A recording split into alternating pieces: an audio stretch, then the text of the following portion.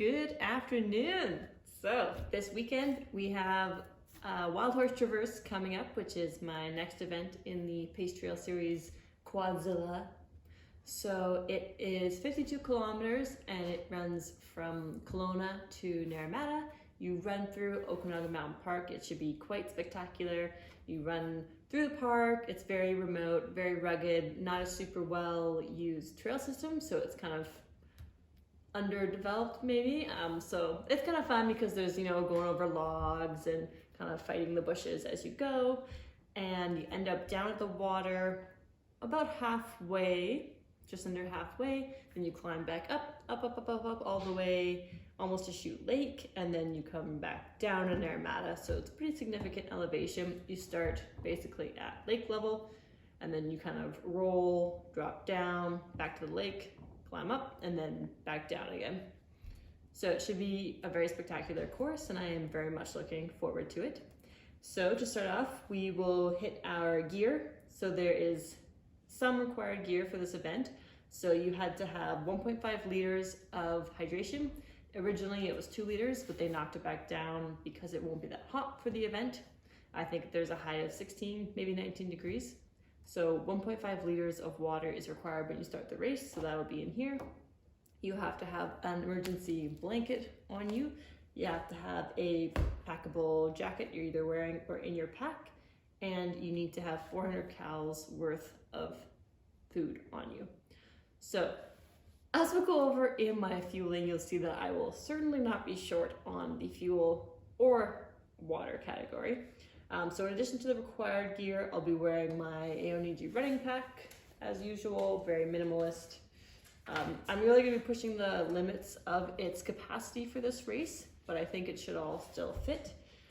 In addition, I'll be using a handheld flask. So I'm going to put 3 bottles in my pack. So I'll put 2 in the front, 1 in the back, and I'll be carrying 1 in my hand. That's what I was using when I was in Moab, and I actually really liked it. I did not think I was a flask person or a hand flask person, but it made drinking super easy. It wasn't really that heavy, and the flask or the carrier that I have, you tighten it down and there's a thumb hole as well as the one that goes over your palm. So it's really easy to carry. You don't really have to death grip it or anything. It just stays on, you tighten as you drink, and it's really easy to take sips as you're running. So yeah, that's one new thing that I'm doing. I'll be wearing my hat and sunglasses. Always need your cocoon of darkness when you're racing, when it's sunny. And I'll bring gloves for the start. Hopefully I won't need them, but it might be 0 degrees when we start. So we'll see about that. Yeah, and then obviously shorts and a t-shirt underneath. So that's all for gear, pretty minimal. Now on to fueling. So this is, looks like Sophie snuck in here. Zoe's little teething buddy. Let's just put her over there. So for fueling, it's pretty tricky logistically. So the aid stations, you go from the start to the first aid station is 20 kilometers. So pretty good distance. And then from that aid station, the next one is at the 37 kilometer mark. So the 17 kilometers in between, but significant elevation. So you really need to utilize the first aid station, otherwise you will most likely run out by the second. And then there's one at the 37K mark, and then there's one at the 45 kilometer mark, which hopefully you won't have to use. But I guess if you gamble on the previous one, don't refill, then you might have to be using the last aid station. And then the finish is at 52 kilometers. So what I'm going to do for fueling is I'm going to have all 4 of these bottles full with water. They're 500, 600 mils. I'll be using 1.5 scoops of scratch. So that'll give me 120 calories as well as about 550 milligrams of sodium. So that's a really good amount. So that'll be about 1 bottle per hour. Usually it ends up being about 50 minutes depending on the heat. So that'll be good for electrolytes. And then I plan to refill 2 bottles at aid station 1, and I'm going to use this little setup. So I have 2 bottles worth of scratch in here, and I've marked it out so that I can just dump it in, super easy. I was going to do plastic baggies, and then I did a little test run, and plastic baggie, not the way to go. It's super hard to pour out of, really high probability of spilling it everywhere or just losing it. So I'm gonna use this. So aid station 1, I'm gonna fill 2 bottles with that and water, and then at aid station 2, I will also most likely fill 2 bottles with the scratch. So lots of electrolytes on me. And then for cals, I'm gonna go heavy cals. So I'm aiming to take in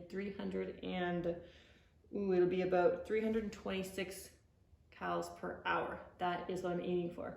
So on top of my scratch, I'm gonna be using the Precision Fuel Flow Gel.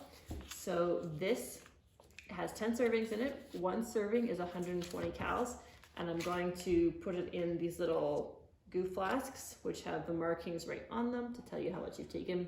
And I'm gonna take one gel per 30 minutes. So it's pretty significant, but this flow gel has been going down really smooth. I used it while we were in Moab.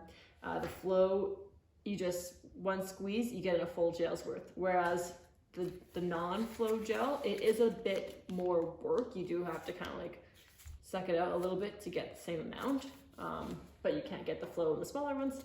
So luckily I'll be using this entire gel for this race. I'm really curious to see how much my pack will weigh once we put it all together. Once I have the water and everything, it'll be pretty significant, but well worth it, I think. If you can use the fuel on course, you'll definitely save weight, but I believe it's Hammer Nutrition and my body just doesn't do well with Hammer Gel. So I'm gonna carry all my fuel with me. So yeah, 1 gel every 30 minutes, so that will add up to being 226 cals per hour. And then I'll be taking a gel at the start of the race or just before the race, because it'll have been quite long since breakfast. I'll be leaving my house at about 4:30, and then it's about an hour and a half shuttle, and then the race doesn't start till 7. So it's definitely a lot of time in between. So I'll be taking one of these. I'll probably do breakfast on the shuttle. And then this will be my backup gel. So depending on how long it takes. If it's going super well, I expect 5.5 hours. And if it's going well, but not as well, it could be anywhere up to 7 hours. So this will give me an extra hour and a half, which is an extra 3 gels. And then I'm also gonna take a waffle probably at aid station 1 on the climb, just something to do really while I'm climbing for an hour and a half, you know, because you'll probably be hiking anyways, so just mix it up. Yeah, and then I'll just carry one of these little soft Hydra pack things, and then you can take water, dump it on yourself, drink it, Coke, whatever, you can put stuff in that. Yeah, so lots of fuel, that's gonna be key as always. And then race strategy. So my plan is not to go out guns blazing on this event. So try and go out with the lead-ish pack, but I want to dial it back this time. So I don't want to be redlining. I don't want to be sprinting. I better not feel my lungs burning in the first 2 kilometers. So I'm going to go out strong, steady. Yeah, a steady pace down to the first aid station, which will be 20K. And then the climb up is just gonna be kind of strong and steady. I think there'll be a lot of hiking. So I'm gonna try and run hike and just maintain a steady pace.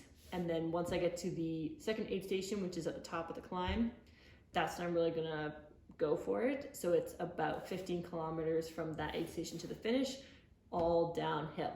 So hopefully I've saved enough of my legs that they're not locking up and that I can really open it up, because I think that last section will make or break the race. Because if you can open it up, you can make it down quickly. I would estimate under an hour and a half if you can really let it rip. Or it could take 2.5 to 3 hours if you can't open it up. So my goal is to be strong and steady up to aid station 2 and then let it rip for the final 15 kilometers downhill. And then we'll see what happens. It should be a pretty long event. Yeah, goal would be 5.5 hours, but realistically it could be anywhere from 5.5 to 7 hours. So we'll see what happens, and I will post a video after the event to let you all know how it went. Thanks for watching.